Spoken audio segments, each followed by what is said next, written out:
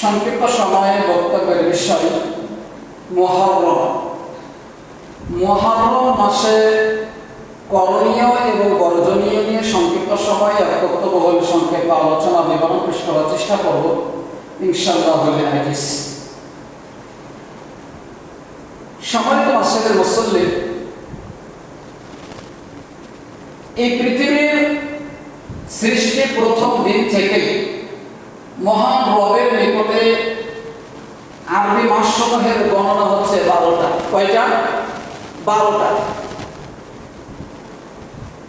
আরবি 12টি মাসের মধ্যে হতে আল্লাহ রাব্বুল আলামিন স্পেশাল ভাবে 4টি মাসকে আল্লাহ রাব্বুল আলামিন হারাম ঘোষণা করেছেন। হারাম শব্দের অর্থ হচ্ছে সম্মানিত, মর্যাদা দিয়েছেন। একটা হচ্ছে এই মুহররম মাস, যে মাসে এখন আমরা চলমান আছি। এরপরে 5 মাস বিরতি দিয়ে রজব মাস, তারপরে আবার 11তম এবং 12তম মাস জিলকদ এবং জিলহজ। মোট এই 4টি মাসকে আল্লাহ রাব্বুল আলামিন হারাম ঘোষণা করেছেন, সম্মানিত করেছেন, সম্মান দিয়েছেন। এজন্য ইসলাম পূর্ব যুগে, জাহিলি যুগে যারা আরব ছিলেন, তারা এই সম্মানিত মাসের সম্মানার্থে তারা মানুষের সাথে ঝগড়া ফাসাদ, রক্তপাত ঘটানো, মারামারি করা, ফাহাশা কাজ করা, নাপাকি কর্ম করা, অশ্লীল কর্মে জড়িয়ে পড়া, এই যাবতীয় অশ্লীলতা থেকে, খারাপ কাজ থেকে তারা নিজেদেরকে বিরত রাখতেন। কেন রাখতেন? কারণ স্বয়ং আল্লাহ রাব্বুল আলামিন এই মাসগুলিতে সম্মান দিয়েছেন। স্বয়ং আল্লাহ রাব্বুল আলামিন এই মাসগুলোকে হারাম করেছেন। এজন্য তারা এই মাসগুলিতে নিজেদের অন্যায়, অত্যাচার, খারাপ কর্ম থেকে বিরত রাখার মাধ্যমে তারা নিজেদেরকে এই মাসকে মূল্যায়নের মাধ্যমে তারা যথাযথভাবে মূল্যায়ন করার চেষ্টা করতেন। সুতরাং একজন মুসলিম হিসাবে আমাদের উচিত এই সম্মানিত মাস যখনই আগমন করবে, এই সম্মানিত মাসের সম্মানার্থে, যেহেতু আল্লাহ সম্মান দিয়েছেন, আল্লাহ রাব্বুল আলামিন মর্যাদা দিয়েছেন, এজন্য এই সম্মানিত মাসগুলোকে আমরা যথাযথভাবে অশ্লীল খারাপ কর্ম থেকে বিরত থাকার মাধ্যমে এবং ভালো কর্ম করার মাধ্যমে আমরা এই সম্মানিত মাসগুলোকে মূল্যায়ন করবো ইনশাআল্লাহ। সম্মানিত মাসের মুসল্লি, এখন আসেন এই যে 4টি সম্মানিত মাসের কথা বললাম, এই 4টি সম্মানিত মাসের মধ্যে এখন আমরা যে মাসে চলমান আছি, এই মাস সম্মানিত মাসের মধ্যে এটা একটা সম্মানিত মাস, আর এই মাসটার নাম হচ্ছে মুহররম মাস। আরবি মাসের প্রথমতম মাসের নাম হচ্ছে মুহররম। ইংরেজি প্রথম বছরের মাসের নাম হচ্ছে জানুয়ারি, আর বাংলায় প্রথম মাসের নাম হচ্ছে বৈশাখ, পয়লা বৈশাখ। তো আরবি মাসের প্রথম মাসের নাম কি? মুহররম মাস। এই মুহররম মাসে এখন আমরা চলমান আছি, বছরের প্রথম মাস। এই যে 4টি সম্মানিত মাসের কথা বললাম, এই 4টি মাসের মধ্যে স্পেশাল ভাবে এই মুহররম মাসের সম্মান মর্যাদা অন্যান্য মাসের চাইতে বেশি। আর এই সম্মানিত মাসগুলোকে আমরা কিভাবে সম্মান দিব, সম্মানিত মাসকে আমরা কিভাবে মূল্যায়ন করব, সেটা হচ্ছে ভালো ভালো আমলের মাধ্যমে, জিকির আজকারের মাধ্যমে, 5 ওয়াক্ত সালাত। অন্য সময় যদি আমার কাজাও হয়ে যায়, এই মাসে অন্তত আমার সালাতটা যেন কাজা না হয়। এই মাসের সালাতটা আমি 5 ওয়াক্ত সালাতের মসজিদে এসে জামাতে আদায় করতে পারি, এভাবে আমাদের মন মাসে থাকতে হবে। অন্য মাসে জিকির আজকার একটু কম থাকলেও এই মাসে যেন আমরা জিকির আজকার বেশি করতে পারি, দান সাদাকা বেশি করতে পারি, এছাড়া আমরা বেশি বেশি সিয়াম পালন করতে পারি। এরকম ভালো ভালো সৎ আমলের মাধ্যমে আমরা এই সম্মানিত মাসকে মূল্যায়ন করব। অতিরিক্ত কোনো আমল নয়, যে আমলগুলো সচরাচর আমরা করি ওই আমলগুলোই আপনি একটু যত্ন সহকারে, মনোযোগ সহকারে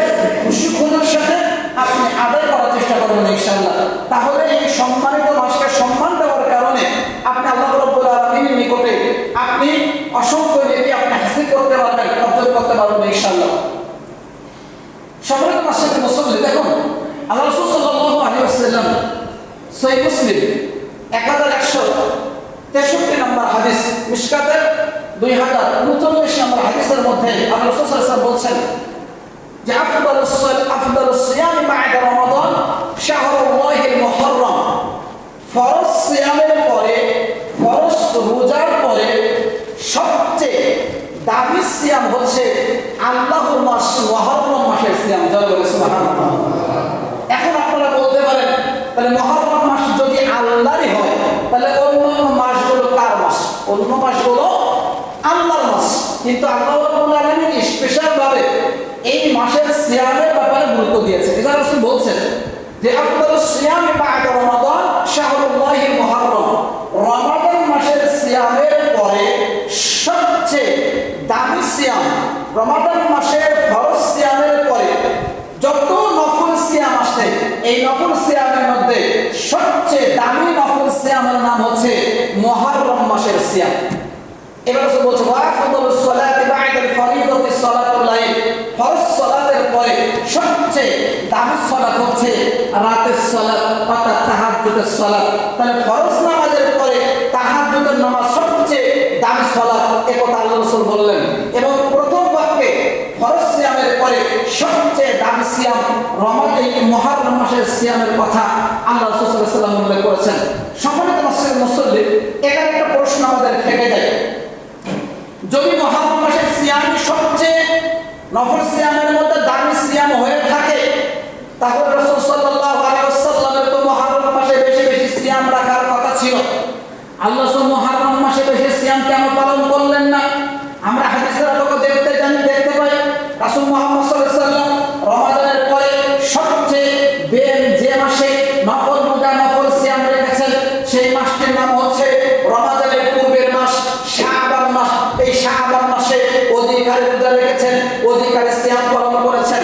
অথচ আল্লাহ নবী বলছেন রমাদান মাসের সিয়ামের পরে সবচেয়ে দামি সিয়াম হচ্ছে মুহররম মাসের সিয়াম। তাহলে দামি সিয়াম যদি মুহররম মাসের সিয়ামই হয় তাহলে আল্লাহ রাসূল সাল্লাল্লাহু আলাইহি ওয়াসাল্লামের তো মুহররম মাসের সিয়াম পালন করার কথা ছিল, কিন্তু এটাতে পালন করেন নাই। কেন পালন করেন না? এই বিষয়ে সহিহ মুসলিমের ব্যাখ্যায় ইমাম নববী রাহিমাহুল্লাহ তিনি তার ব্যাখ্যায় বলছেন এটা হতে পারে যে মুহররম মাসের যে মর্যাদা এটা হয়তো বা রাসূল সাল্লাল্লাহু আলাইহি ওয়াসাল্লামের আগে জানা ছিল না, পরবর্তীতে আল্লাহ রাব্বুল আলামিন ওহীর মাধ্যমে মর্যাদার কথা জানিয়ে দিয়েছেন। এই জানার পূর্বে রাসূল সাল্লাল্লাহু আলাইহি ওয়াসাল্লাম বেশি বেশি সিয়াম পালন করেছেন শাবান মাসে। যদি এই মর্যাদার কথা জানতেন তাহলে মুহররম মাসে যদি বেশি বেশি রোজা রাখতেন। কিন্তু যে বছরে এই হাদিসটা বর্ণনা করেছেন, পেশ করেছেন, সেই বছরে তিনি কি করেছেন? আগের বছর আসার আগে তিনি পৃথিবী থেকে বিদায় নিয়েছেন। ইন্না লিল্লাহি ওয়া ইন্না ইলাইহি রাজিউন। পৃথিবী বিদায় নিয়েছিলেন। তাহলে এখান থেকে হাদিসের আলোকে যদি আমরা তাকাই তাহলে একটা মেসেজ আমরা পাই যে রাসূল যদি জীবিত থাকতেন তাহলে সবচেয়ে বেশি সিয়াম এই মুহররম মাসে তিনি পালন করতেন। এজন্য রাসূল বলছেন আফদালুস সিয়াম বা'দা রমাদান শাহরুল্লাহিল মুহররম। মুহররম মাসের সিয়ামের পরে আপনার রমাদান মাসের সিয়ামের পরে সবচেয়ে দামি সিয়াম হচ্ছে মুহররম মাসের সিয়াম। সুতরাং এই মুহররম মাসে আমরা সিয়াম পালনের মাধ্যমে এই মুহররম মাসকে, এই সম্মানিত মাসকে আমরা মূল্যায়ন করার চেষ্টা করবো ইনশাআল্লাহ। সম্মানিত মাসের মুসল্লি, এবার আসেন এই মুহররম মাসের মধ্যে একটা দিন রয়েছে, সেটা হচ্ছে 10তম দিন। মুহররম মাসের 10তম দিন, এটা হচ্ছে ইয়াউমে আশুরা, অর্থাৎ আশারা শব্দের অর্থ হচ্ছে 10। তো ইয়াউম মানে দিন, অর্থাৎ 10তম দিন। মুহররম মাসের 10তম দিনে আলাদাভাবে রাসূল সাল্লাল্লাহু আলাইহি ওয়াসাল্লাম এই মুহররম মাসের মধ্যে সম্মান তিনি দিয়েছেন। একটা বিষয় মনে রাখবেন, এই 10তম দিন মুহররমের দিন, এই দিনের সিয়াম আল্লাহ রাব্বুল আলামিন আমাদের উপরে যে রোজা ফরজ করেছেন 30টা অথবা 29টা সিয়াম, এই রমাদান মাসের সিয়াম ফরজ হওয়ার আগে সকল মুসলিমের উপরে এই শুধুমাত্র আশুরায় মুহররমে একটা সিয়াম ফরজ ছিল। কি ছিল? ফরজ ছিল সকল মুসলমানের উপরে। কয়টা সিয়াম? একটা সিয়াম ফরজ ছিল, সেটা হচ্ছে আশুরা মুহররম সিয়াম। রমাদান মাসের সিয়াম ফরজ হওয়ার আগে, আর এই আশুরায় একটা সিয়াম যেহেতু ফরজ ছিল এজন্য রাসূল সাল্লাল্লাহু আলাইহি ওয়াসাল্লাম এই সিয়াম পালন করতেন, সাহাবারা পালন করতেন, রাসূলের সহযোগীরা সিয়াম পালন করতেন। আল্লাহ তাআলা নির্দেশ করে করতেন, গুরুত্ব দিতেন। যেটা বর্ণনা করেছে সহিহ বুখারীর বর্ণনায় আসছে 2006 নম্বর হাদিস। ইবনে আব্বাস রাদিয়াল্লাহু তাআলা আনহু বর্ণিত তিনি বলেন যে রাসূল সাল্লাল্লাহু আলাইহি ওয়াসাল্লামকে রমাদান মাস ব্যতীত অন্য কোন মাসকে রমাদান মাসের নাই এত গুরুত্ব দিতে আমি মুহাম্মদ সাল্লাল্লাহু আলাইহি ওয়াসাল্লামকে আর কাউকে দেখিনি। আবার বুঝেন রাসূল বলছেন যে রমাদান মাসকে রাসূল মুহাম্মদ সাল্লাল্লাহু আলাইহি ওয়াসাল্লাম এত গুরুত্ব দিতেন, অন্য যে বাকি 11টি মাস আছে ওই 11টি মাসকে তিনি এত গুরুত্ব দিতেন না যতটা রমাদান মাসকে গুরুত্ব দিতেন। আর আশুরার এই 10তম দিন মুহররমের সিয়াম, এই সিয়ামকে তিনি এত গুরুত্ব দিতেন, অন্য কোন নফল সিয়ামের ব্যাপারে তিনি এতটা গুরুত্ব তিনি প্রদান করতেন না। তাহলে এখান থেকে বোঝা যায় যে অন্যান্য নফল সিয়ামের চাইতে স্পেশালভাবে আশুরার সিয়ামের একটা মর্যাদা, একটা গুরুত্ব, তাৎপর্য রয়েছে এই হাদিসের আলোকে সেটা বোঝা যায়। আরেকটা হাদিস বলে আরো স্পষ্ট হবে। দেখুন বুখারীর বর্ণনায় 2007 নম্বর হাদিস, আল্লাহ রাসূল সাল্লাল্লাহু আলাইহি ওয়াসাল্লাম একদিন সকালবেলা আসলাম গোত্রের একজন ব্যক্তিকে বললেন, আচ্ছা যাও তুমি মানুষের নিকটে চলে যাও খুব ভোরবেলা, তো গিয়ে তুমি এমন মানুষদেরকে ঘোষণা দাও, জানিয়ে দাও যে যারা আজকে সকালবেলা কিছু খেয়ে সকাল করেছে, কিছু খেয়ে নিয়েছে, তারা যেন দিয়ে বাকি অংশ কিছু না খেয়ে তারা যেন সিয়াম পূর্ণ করে, সিয়াম রাখে। এবং এমন ঘোষণা দিতে বললেন, এমন তুমি ঘোষণা দাও যারা কিছু না খেয়ে সকাল করেছে তারা যেন দিনের এই বাকি অংশটুকু না খেয়ে তারা কি করে সিয়ামকে পূর্ণ করে নেয়। তখন হাদিসের রাবী বলছেন যে আমরা পরবর্তী বছর থেকে আমরা তো নিজেরা সিয়াম পালন করতাম, আমার স্ত্রীরা সিয়াম পালন করতো, এবং আমাদের ছোট ছোট সোনামণি যারা, ছোট ছোট বাচ্চা যারা, তাদেরকে আমরা সিয়াম রাখার ব্যাপারে অভ্যস্ত করতাম, সিয়াম রাখার জন্য আমরা তাগিদ দিতাম। এমনকি তাদের জন্য আমরা ছোট ছোট তোলার খেলনা আমরা তৈরি করতাম, পশমের খেলনা তৈরি করতাম। এগুলো তৈরি করার পরে যখন ওই ছোট ছোট সোনামণি বাচ্চারা ক্ষুধার যন্ত্রণায় কাতর হয়ে যেত, খেতে চাইতো, তখন আমরা এই পুতুলগুলো দিয়ে আমরা তাদেরকে ভরিয়ে রাখতাম। এভাবে করে দিন অতিবাহিত হতো। মাগরিবে আযান দিত, তারপরে তারা কি করতো সিয়াম ভঙ্গ করতে ইফতার করতো। এভাবে করে আমরা ছোট ছোট বাচ্চাদেরকে সিয়াম রাখার ব্যাপারে অভ্যস্ত করতাম। যদিও আজকে বর্তমান প্রেক্ষাপটে বর্তমান সমাজে আজকের সন্তানদেরকে আমরা সিয়াম রাখার ব্যাপারে অভ্যস্ত করি না, আমরা সিয়াম রাখাতে চাই না। নিজেরা তো সিয়াম পালন করি না, স্ত্রীরা পালন করি না, স্বামীরা পালন করি না, তাহলে সন্তানরা কিভাবে পালন করবে? আজকে বর্তমান প্রেক্ষাপটে অধিকাংশ যুবক তাদের আপনি জিজ্ঞাসা করা হয় যে আশুরাটা আসলে কি, আশুরার দিন সিয়াম কেন রাখা হয়, একটু বলো তো, কেউ বলতে পারে না। মানে দিন সম্পর্কে এতটাই অজ্ঞ। আজকে এই দিনের শিক্ষা কে দিবে? পিতা দিবে, মা দিবে। অথচ একজন মায়ের কাছে, একজন পিতার কাছে যদি আশুরার সিয়াম কেন পালন করা হয়, কি জন্য রাখা হয়, মর্যাদা কি, এই বিষয়ে প্রশ্ন করলে মা বলতে পারে না, পিতাও বলতে পারে না। তাহলে মা যদি বলতে না পারে, পিতা যদি বলতে না পারে, তাহলে ছোট বাচ্চা কাদের কাছ থেকে শিক্ষা গ্রহণ করবে? এই জন্য ছোট ছোট বাচ্চারা আশুরার দিন যায়, আশুরার দিন চলেও যায়, আবারও আসে, কিন্তু এই সিয়াম তারা রাখতে পারে না। পিতাই রাখে না, মায়ের রাখে না, সন্তান কিভাবে করে এই সিয়াম পালন করবে? অথচ রাসূল মুহাম্মদ সাল্লাল্লাহু আলাইহি ওয়াসাল্লাম এই সিয়াম পালন করেছেন, রাসূলের সহধর্মীরা সিয়াম পালন করেছেন, এমনকি রাসূল সাল্লাল্লাহু আলাইহি ওয়াসাল্লামের সাহাবারা তারা পালন করেছেন। সাহাবারা তাদের ছোট ছোট বাচ্চাদেরকে, সোনামণিদেরকেও এই সিয়াম রাখার ব্যাপারে অভ্যস্ত করেছে। বুঝেছ, আমরা আমাদের সন্তানদেরকে এই সিয়াম রাখার ব্যাপারে আমরা তাগিদ দেই না, নিজেরা পালন করি না, এটা আমাদের ব্যর্থতা। সম্মানিত মসজিদের মুসল্লি, বলছিলাম আসলে মুহররমের সিয়াম। তাহলে আসলে মুহররমের যে একটা সিয়াম, এই সিয়াম দ্বিতীয় হিজরিত রমাদান মাসের সিয়াম ফরজ হওয়ার পূর্বে এই আশুরার সিয়াম সকল মুসলমানের উপরে কি ছিল ভাই? ফরজ ছিল। দ্বিতীয় হিজরিত রমাদান মাসের সিয়াম ফরজ হওয়ার পরে এই আশুরার সিয়াম নফল হিসেবে পরিণত হলো। যে ব্যক্তি ইচ্ছা পালন করবে সে ব্যক্তি সিয়াম পালন করতে পারবে, যে ব্যক্তি ইচ্ছা সিয়াম রাখবে না সে টাকা থেকে বিরত রাখবে। রাখলে নাকি আছে, না রাখলে কোনো গুনাহ নেই।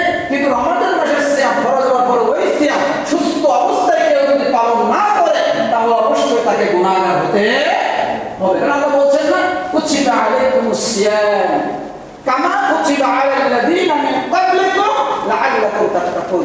এই রমাদান মাসের সিয়াম আমি আল্লাহ তোমাদের উপরে শুধু নয়, তোমাদের পূর্বে যারা পৃথিবীর বুকে এসেছে তাদের উপরে কি করেছিলাম?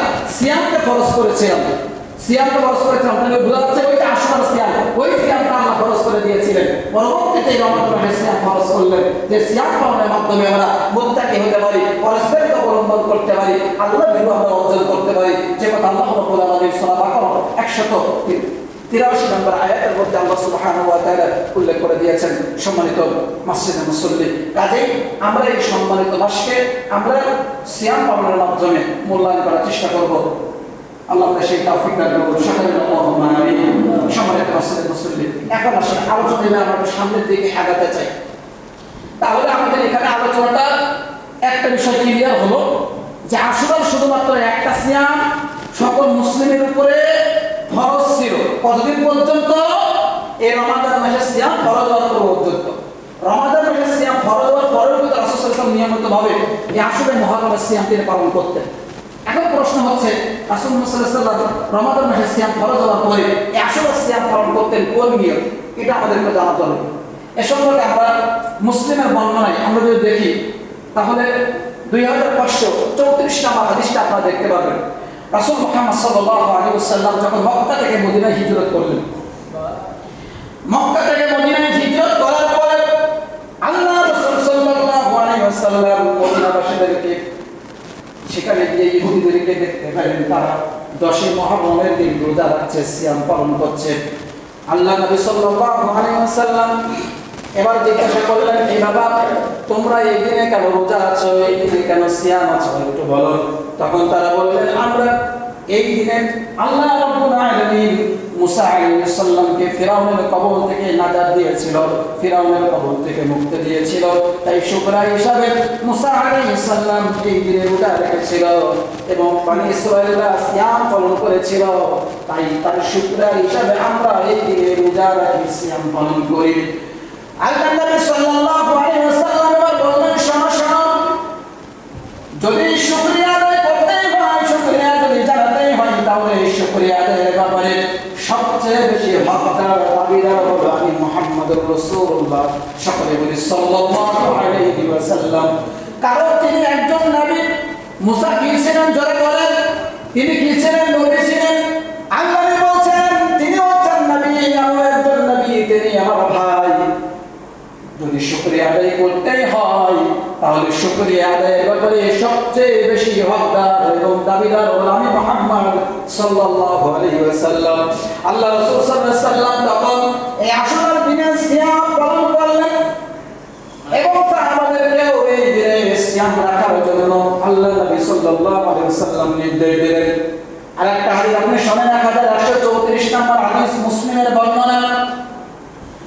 ইবনে আব্বাস রাদিয়াল্লাহু তাআলা আনহু বর্ণিত তিনি বলেন, আল্লাহ রাসূল সাল্লাল্লাহু আলাইহি ওয়াসাল্লাম যখন নির্দেশ দিলেন, হে সাহাবারা তোমরা 10 মুহররমের দিন সিয়াম পালন করো, সাহাবারা আল্লাহ রাসূলের কাছে প্রশ্ন জুড়ে দিলেন, আল্লাহ নবী আপনি এমন একটা দিনে আমাদেরকে সিয়াম রাখার জন্য নির্দেশ দিলেন যে দিনটাকে ইহুদিরা সম্মান দেয়, যে দিনটাকে ইহুদিরা মর্যাদা প্রদান করে, তারা এই দিনে সম্মানার্থে তারা রোজা রেখেছে।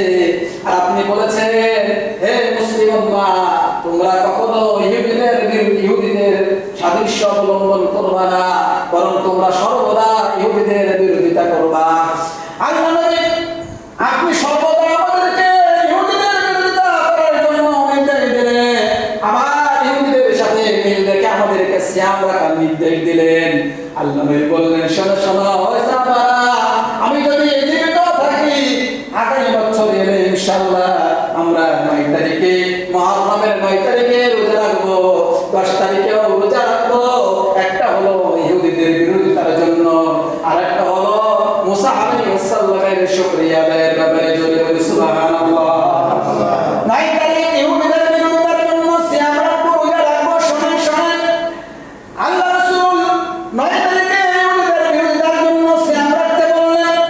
তাহলে 9 তারিখ সিয়াম রাখলে ইহুদিদের বিরোধিতা করা হলো, 10 তারিখ সিয়াম পালন করলে মুসা আলাইহিস সালামের শুকরিয়া আদায় হলো।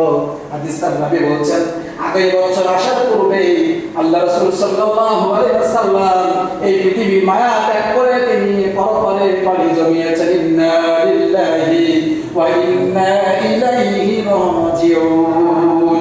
ও ভাইরা, তাহলে হাদিসের আলোকে বুঝে নাই আল্লাহ রাসূল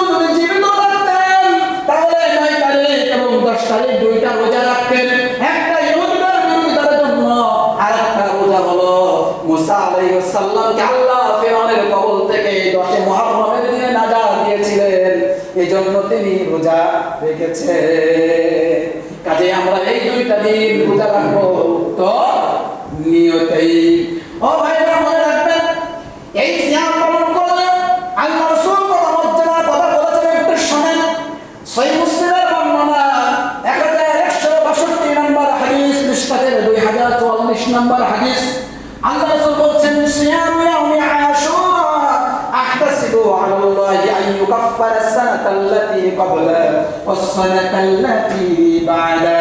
আমি আল্লাহর নিকটে আশা রাখি এই আশুরার একটা রোজা যদি আমি পালন করতে পারি অথবা দুইটা রোজা যদি পালন করতে পারি, তাহলে আল্লাহ রাব্বুল আলামিন আশুরার সিয়াম পালন করার মাধ্যমে আমার পিছনের 1 বছরের যাবতীয় সাগীরা গুনাহকে আল্লাহ ক্ষমা করে দেবে।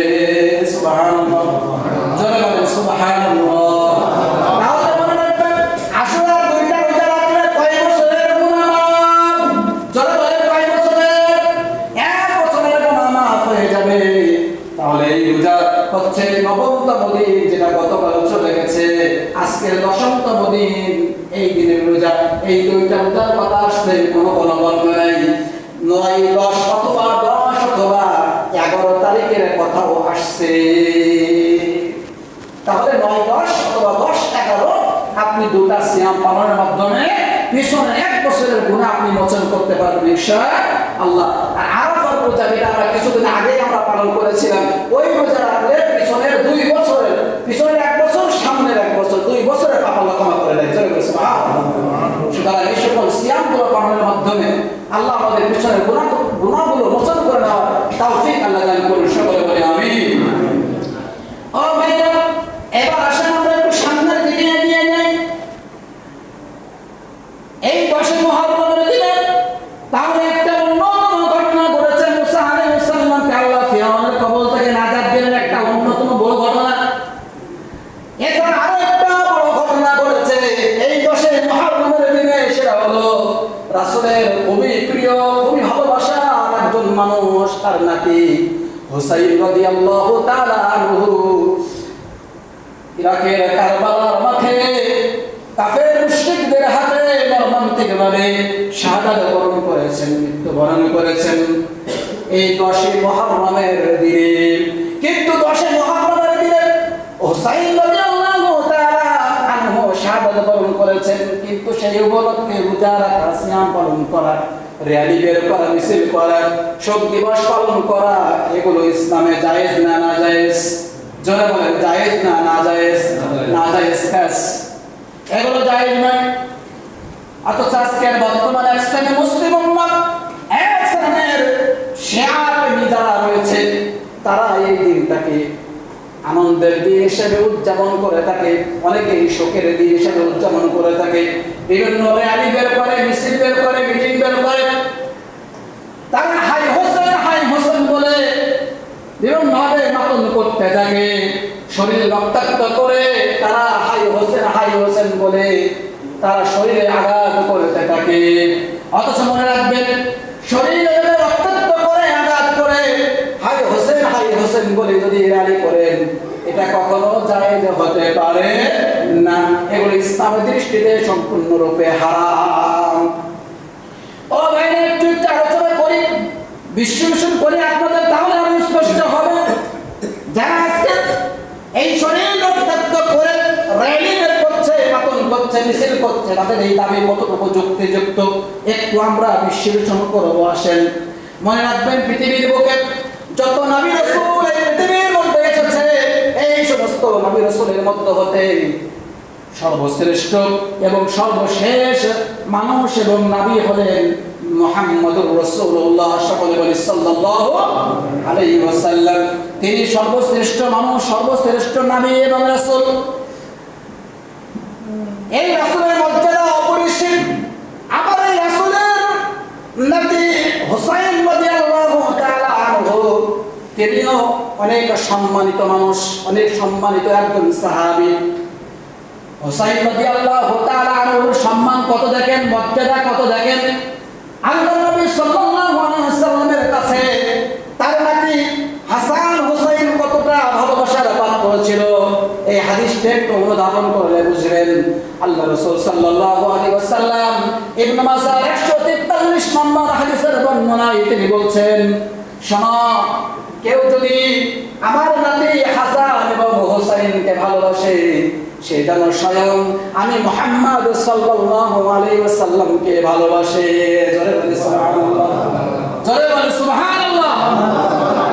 আবার আল্লাহ নবী বললেন, শোনো শোনো, কেউ যদি আমার নাতি হাসান এবং হোসেনের সাথে শত্রুতা করে, বিদ্রোহ আচরণ করে, খারাপ আচরণ করে, তাহলে মনে রেখো সে যেন স্বয়ং রাসূল সাল্লাল্লাহু আলাইহি ওয়াসাল্লামের সাথে খারাপ আচরণ করলো। যারা বলে নাউজুবিল্লাহ। তাহলে রাসূল কতটা ভালোবাসতেন আপনি চিন্তা করেন।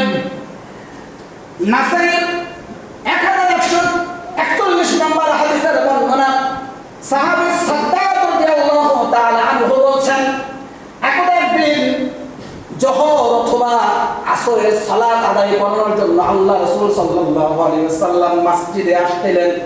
মসজিদে আসতেছিলেন, তার সাথে তার নাতি হাসান অথবা হুসাইন ছিল। মসজিদে আসার পরে আল্লাহ রাসূল সালাত আদায় করার জন্য সামনে চলে গেলেন, ইমামতি করার জন্য সামনের কাতারে চলে গেলেন। ডান পাশে তার নাতিকে বসালেন। আল্লাহ রাসূল সাল্লাল্লাহু আলাইহি ওয়াসাল্লাম যখন সিজদাতে চলে গেলেন, সিজদাতে যাওয়ার পরে তার নাতি রাসূলের কাঁধের উপরে তিনি উঠে বসে রইলেন, রাসূলকে সাওয়ারি বানালেন। আল্লাহ রাসূল সিজদা থেকে ওঠেন, সাহাবারা মনে মনে ভাবেন, না জানি রাসূলের কোনো বিপদ হলো কিনা। আবার ভাবছে, না জানি সাহাবী আল্লাহ রাসূলের উপরে কোনো ওহী নাযিল হলো কিনা। সাহাবী সাদ্দাদ রাদিয়াল্লাহু তাআলা আনহু বলছেন, আমি সিজদা থেকে একটু মাথা উপরে করলাম, উঁচু করলাম, উঁচু করে দেখি রাসূল সিজদাতে রয়েছে আর তার কাঁধের উপরে তার নাতি ওইভাবে বসা রয়েছে। যখন এবার সালাত সমাপ্ত হয়ে গেল, সালাত শেষ করার পরে আল্লাহ রাসূল সাল্লাল্লাহু আলাইহি ওয়াসাল্লামকে সাহাবারা বলছেন, আল্লাহর নবী, আপনি সালাতের একটা রাকাতের একটা অংশে আপনি যখন সিজদাতে গেলেন তখন উঠতে একটু দেরি করলেন। বলছেন, শোনো, আমরা যখন সিজদাতে ছিলাম তখন আমার নাতি আমার পিঠটাকে সে সাওয়ারি মনে করেছিল, আর যখন সে আমার পিঠে উঠে সাওয়ারি মনে করলো তখন আমি এভাবে করে তাকে ধরে হাত ধরে নামিয়ে নিচে নামিয়ে আমি উঠে আবার দাঁড়াবো, এটাকে আমি পছন্দ মনে করলাম না। আমি মনে করলাম যে আমার নাতি যেহেতু আমার কাজটাকে সাওয়ারি মনে করেছে, তাহলে আমার নাতি যতক্ষণ পর্যন্ত তৃপ্তি না হয়, আরাম না পাই, ততক্ষণ পর্যন্ত খুশি না হয়, ততক্ষণ পর্যন্ত আমি সিজদা থেকে মাথা উঠাবো না। জোরে বলি সুবহানাল্লাহ। তারপরে যখন আমার নাতি তৃপ্তি বোধ করলে তখন নিজে থেকে এসে নেমে গেল, তারপর আমি সিজদা থেকে মাথা উচ্চারণ করলাম। জোরে বলে সুবহানাল্লাহ। তাহলে রাসূল দেখেন তার নাতিকে কতটা ভালোবাসতেন। আবার দেখেন তার নাতিদের সম্পর্কে আল্লাহ রাসূল সাল্লাল্লাহু আলাইহি ওয়াসাল্লাম কত মর্যাদার হাদিস বর্ণনা করেছেন। তিরমিজি মিশকাতের 6171 নম্বর হাদিসের বর্ণনা, আল্লাহ রাসূল সাল্লাল্লাহু আলাইহি ওয়াসাল্লাম বলছেন, আজকে এই রাতের পূর্বে পৃথিবীর সৃষ্টি থেকে নিয়ে আজ পর্যন্ত যত রাত অতিবাহিত হয়ে গেছে, এই সমস্ত রাতের মধ্যেও একটা রাতেও এমন একজন ফেরেশতা আছে যে এই ফেরেশতা কোনোদিন পৃথিবীতে আগমন করে না। জোরে বলি সুবহানাল্লাহ। ভালো করে বুঝবেন, আল্লাহ বলছেন আজকের যে রাত, এই রাতের পূর্বে যত রাত অতিবাহিত হয়ে গেছে, এই রাতের মধ্যে কোনো রাতে এমন একজন ফেরেশতা আছে, সম্মানিত ফেরেশতা, যে ফেরেশতা পৃথিবীতে কোনোদিন আগমন করে নাই। আর এই সম্মানিত ফেরেশতা স্বয়ং আমি মুহাম্মদ সাল্লাল্লাহু আলাইহি ওয়াসাল্লামকে সালাম দেওয়ার জন্য এবং আল্লাহর কাছ থেকে একটা সুখবর নিয়ে আসার জন্য, আমাকে দেওয়ার জন্য তিনি আসতে চাচ্ছেন। এজন্য আল্লাহর কাছে তিনি অনুমতি প্রার্থনা করছেন, অনুমতি চাচ্ছেন। আল্লাহ বলছেন, আল্লাহ রাব্বুল আলামিন যখন ওই ফেরেশতাকে অনুমতি দিলেন সুখবর নিয়ে আসার জন্য, সালাম দেওয়ার জন্য, অনুমতি দেওয়ার পরে ওই সম্মানিত ফেরেশতা আল্লাহর নবীর কাছে আসলেন, এসে রাসূলকে সালাম দিলেন এবং সুখবরটা জানিয়ে দিলেন। সুখবর বলে দিলেন, হে নবী আপনি শোনেন, আপনার কন্যা ফাতিমা রাদিয়াল্লাহু তাআলা আনহা এত সম্মানিত একজন নারী, এই ফাতিমা রাদিয়াল্লাহু তাআলা আনহাকে আল্লাহ এত সম্মান দিলেন, এত মর্যাদা দিলেন, এই ফাতিমাকে জান্নাতের নারীদের সর্দার বানিয়ে দিলেন। জোরে বলি সুবহানাল্লাহ। এই নবী আপনি শুনুন, আপনার যে দুইজন নাতি রয়েছে হাসান এবং হুসাইন, তাদেরকে আল্লাহ এত পছন্দ করেছেন, আল্লাহ এত ভালোবেসেছেন, এত মর্যাদা দিয়েছেন। হাসান এবং হুসাইনকেও আল্লাহ রাব্বুল আলামিন জান্নাতের মধ্যে যুবকদের সর্দার বানিয়ে দিয়েছেন। জোরে বলি সুবহানাল্লাহ। তাহলে হাসান হুসাইনের মর্যাদা কত আপনি দেখেন। তাহলে হাসান হুসাইন অনেক সম্মানিত একজন সাহাবী, যিনি রাসূল সাল্লাল্লাহু আলাইহি ওয়াসাল্লামের নাতি আলী রাদিয়াল্লাহু তাআলা আনহুর সন্তান, ফাতিমার দুই সন্তান। এই হুসাইন রাদিয়াল্লাহু তাআলা আনহু কারবালার প্রান্তরে মর্মান্তিকভাবে শাহাদাত বরণ করেছেন। এজন্য আমরা ব্যথায় ব্যথিত হব, হবে না? ব্যথায় ব্যথিত হব। আমরা তার জন্য অন্তর থেকে দোয়া করব। তাকে নির্মমভাবে যারা হত্যা করেছে তাদেরকে আল্লাহ কঠিনতর আযাব দিয়ে শাস্তি দিক। কিন্তু সেই উপলক্ষে করে রিবেল করা, মিছিল বের করা, ধরে রক্তাক্ত করা, এটা কোন মুসলিমের বৈশিষ্ট্য হতে পারে না। ও ভাইরা, বলছিলাম তাহলে পৃথিবীর মধ্যে সর্বশ্রেষ্ঠ মানুষ, সর্বশ্রেষ্ঠ নবী হলেন মুহাম্মদ রাসূলুল্লাহ সাল্লাল্লাহু আলাইহি ওয়াসাল্লাম। তাহলে রাসূল মুহাম্মদ সাল্লাল্লাহু আলাইহি ওয়াসাল্লাম যেদিন মৃত্যুবরণ করলেন সেই দিন বেশি কষ্টের, নাকি হুসাইন রাদিয়াল্লাহু তাআলা আনহু যেদিন মারা গেলেন সেই দিন বেশি কষ্টের? নিঃসন্দেহে রাসূল মুহাম্মদ সাল্লাল্লাহু আলাইহি ওয়াসাল্লাম মারা গেলেন সেই দিন বেশি কষ্টের। ইসলামের প্রথম খলিফা আবু বকর সিদ্দিক রাদিয়াল্লাহু তাআলা আনহু ইসলামের প্রথম খলিফা। তার মর্যাদা সম্পর্কে আল্লাহ রাসূল সাল্লাল্লাহু আলাইহি ওয়াসাল্লাম অসংখ্য হাদিস বর্ণনা করেছেন, অসংখ্য বর্ণনা পাওয়া যায়। আবু বকর রাদিয়াল্লাহু তাআলা আনহু তিনি এতটা দানশীল ছিলেন। আল্লাহ রাসূল বলতেন তাবুকের যুদ্ধে যেতে হবে, কে কি দান করবা বলো।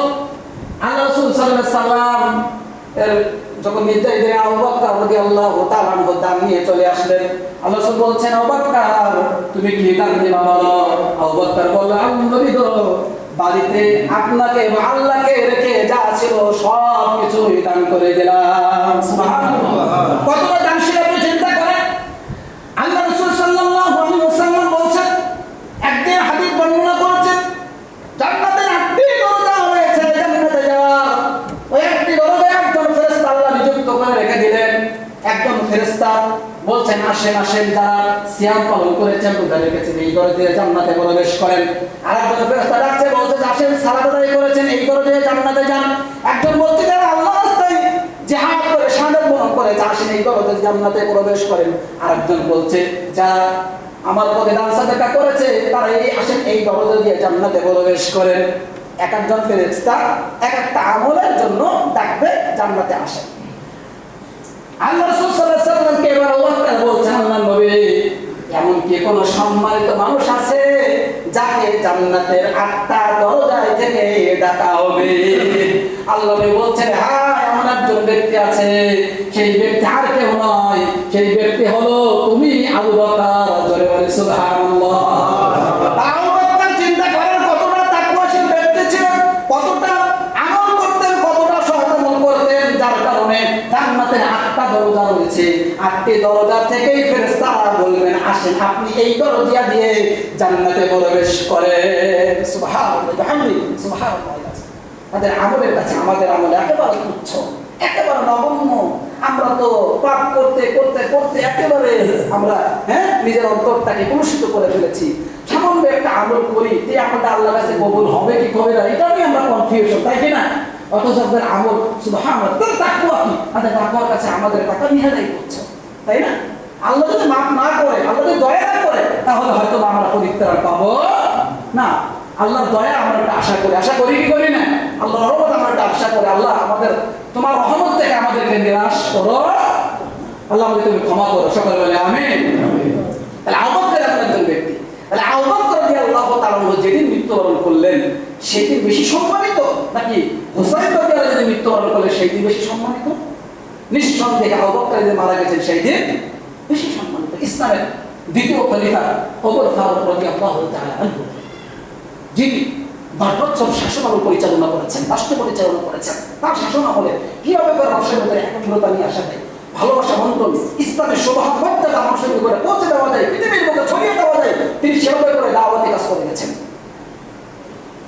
ওমর রাদিয়াল্লাহু তাআলা আনহু তিনি শাসনামলে যে দেশ পরিচালনা করেছেন, এইভাবে করে আজকের বাংলাদেশের মুখে, বাংলাদেশ শুধু নয় পৃথিবীর ওয়ার্ল্ড কান্ট্রি যারা দেশ পরিচালনা করার দায়িত্ব রয়েছে, তারা ওমর রাদিয়াল্লাহু শাসনামল যদি একটু অন্তরে ধারণ করে, তাহলে প্রত্যেকটা দেশ উন্নত দেশে সোনার সমাজে পরিণত হয়ে যাবে ইনশাআল্লাহ। ওমর রাদিয়াল্লাহু শাসনামলে তিনি দেখেছেন বাড়িতে বাড়িতে গিয়ে কার খাওয়া নাই, কার অসুবিধা, কি অসুবিধা, তার সম্পর্কে মানুষের কি অভিযোগ, এরা তিনি জেনেছেন, শুনেছেন, যারা সলভ করা, সমাধান করার চেষ্টা করেছেন। আমাদের নেতারা নির্বাচনের আগে, ভোটের আগে অনেক প্রতিশ্রুতি আমাদেরকে দেয়, দেয় কি দেয় না? প্রতিশ্রুতি অনেক দেয়, কিন্তু নির্বাচনের পরে সেই প্রতিশ্রুতি শুধু থেকে যায়, ওটা আর বাস্তবায়ন হয় না। কথা বুঝতে পেরেছেন? বাস্তবায়ন হয় না, শুধু মুখের প্রতিশ্রুতি থেকে যায়। তাহলে ওমর রাদিয়াল্লাহু তাআলা আনহু তিনি তার শাসনে বলে 10টা বছর শাসন পরিচালনা করেছেন। পরিচালনার ক্ষেত্রে তিনি শুধু ভয় পেতেন আমার দায়িত্ব অবহেলা হয় কিনা, আমার দায়িত্ব অবহেলার কারণে কিয়ামতের মাঠে আমি নাকি ধরা খেয়ে যাই, না আমি আমার বিরুদ্ধে কেউ সাক্ষী দিয়ে দেয়, এটা ভয় পেতেন। তিনি কিভাবে দেশ পরিচালনা করেছেন?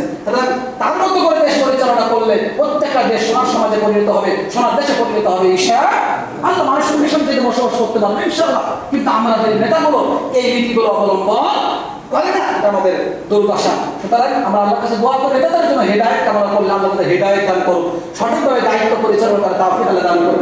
আল্লাহুম্মা আমিন। সম্মানিত মাসজিদের মুসল্লি, তো ওমর রাদিয়াল্লাহু তাআলা আনহু একজন বিশিষ্ট সাহাবী, ইসলামের দ্বিতীয় খলিফা। তো তিনি মসজিদে গেছেন ফজরের সালাত আদায় করার জন্য। ফজরের সালাত অবস্থায় পিছন থেকে আবু লুল নামে একজন অগ্নিপূজক তাকে বিষাক্ত অস্ত্র আঘাতের মাধ্যমে আঘাত করলো। আঘাত করার পরে তিনি অসুস্থ হয়ে পড়লেন।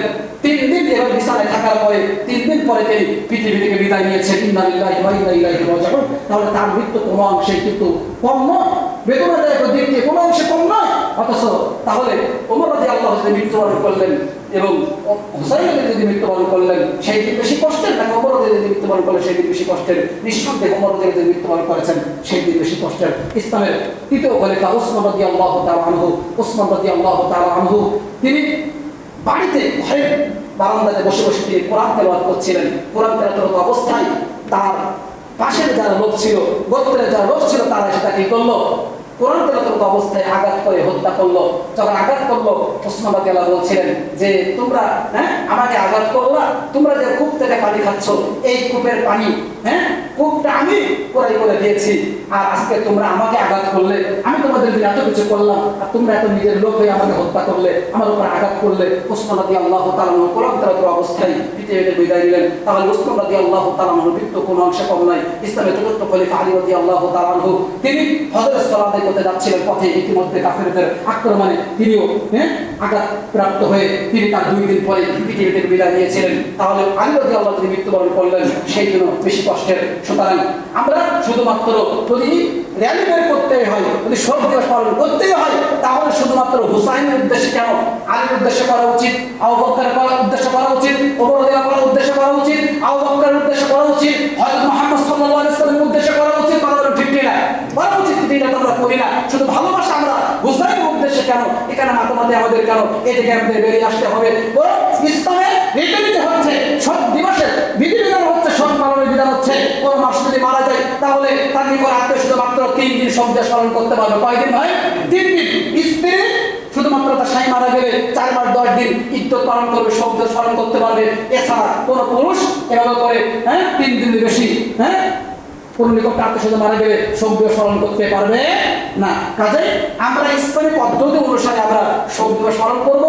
এই যেভাবে র্যালি বের করা, মিছিল বের করা, মিটিং করা, তারপরে মাতন করা, বুক চাপড়ানো, বুকে আঘাত করা, কান্দাকাটি করা, মানুষ মারা গেলে খুনখারি করা, তল্লাশি করা, জাহালাত করা, এই সকল বিধানিক অনুষ্ঠান কুসংস্কারগুলো থেকে আমরা যদি বিরত থাকে সঠিক পদ্ধতিতে আমরা যেন মায়েরকে যত দ্রুত সম্ভব দাফন কাফন করে আমরা যেন তার জন্য বেশি বেশি দোয়া করতে পারি। আল্লাহ আমাদের সেই তৌফিক দান করেন, আল্লাহুম্মা আমিন। পরিশেষে আমরা আবারও বলতে চাই, আলোচনার প্রথম অংশ থেকেই আবার একটু ধারণা করি, আল্লাহ রাব্বুল আলামিনের নিকটে সম্মানিত মাস হচ্ছে কয়টা? চারটা। কয়টা? চারটা। একটা হচ্ছে মুহররম, 2 রজব, 3 জিলকদ, 4 জিলহজ। এই মুহররম মাসের সম্মানিত মাস। এই সম্মানিত মাসে আমরা বেশি বেশি সিয়াম পালন করব, অতিরিক্ত সালাত নয়, 5 ওয়াক্ত সালাত যথাযথ সময়ে আদায় করব, তাসবিহ তাহলিল করব, জিকির আজকার করব এবং শুকর হিসেবে 10 মুহররমের দিন, 9 মুহররমের দিন অথবা 10 অথবা 11 তারিখ আমরা সিয়াম পালন করার মাধ্যমে মুহররম মাসকে মূল্যায়ন করব ইনশাআল্লাহ। এবং 10 মুহররমের দিন আরো একটি গুরুত্বপূর্ণ ঘটনা ঘটেছে, হুসাইন রাদিয়াল্লাহু তাআলা কারবালায় শাহাদাত বরণ করেছেন। এজন্য আমরা অন্তর থেকে আমরা ব্যথিত হব, আমরা তাদের জন্য অন্তর থেকে দোয়া করব, আল্লাহ যাদেরকে হুসাইন রাদিয়াল্লাহু তাআলাকে যারা নির্মমভাবে হত্যা করেছে তাদেরকে তুমি পরকালে কঠিন আযাব, কঠিন শাস্তি দিয়ে প্রদান করিও, আল্লাহুম্মা আমিন। যারা এখানে উপস্থিত হয়েছে আল্লাহ আমাদের সবাইকে তুমি ইসলামের জন্য কবুল ও মঞ্জুর করিও, আমিন। আজকে দিন বৈঠকে বসে আলোচনা